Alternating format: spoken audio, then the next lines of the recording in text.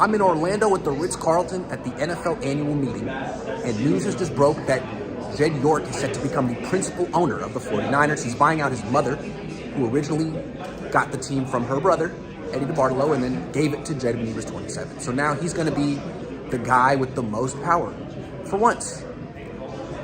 What's that going to do to the organization? How are things going to change? It seems to me that Jed likes to change things. He's the guy who hired Mike Singletary and then fired him after a few years. Then he hired Jim Harbaugh and fired him. Then he hired Jim Cumsell and fired him. Then he hired Chip Kelly and fired him. And I don't know, the last 7 years have been a lot different. The last 7 years they've had Kyle Shanahan and John Lynch, and they just keep giving him extension after extension after extension.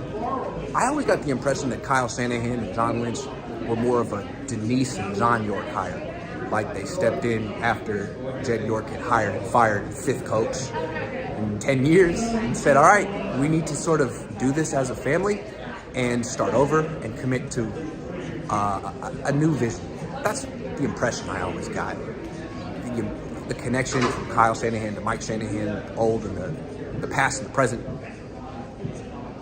kind of always made sense that the parents would step in eventually and say, you know, we want stability at coach because you keep firing people, Jed.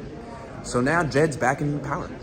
What does that mean? Does that mean that he's actually going to hold Kyle Shanahan accountable and maybe think about getting another coach if Kyle Shanahan can't win a Super Bowl in the next 20 years? I don't know, maybe. Because Jed does want to be like Eddie DeBartolo, and Eddie would have fired Kyle by now, right? Right? You tell me, everyone. Anyway, it's gonna be really interesting to see. New year, new Jed. What's he gonna do?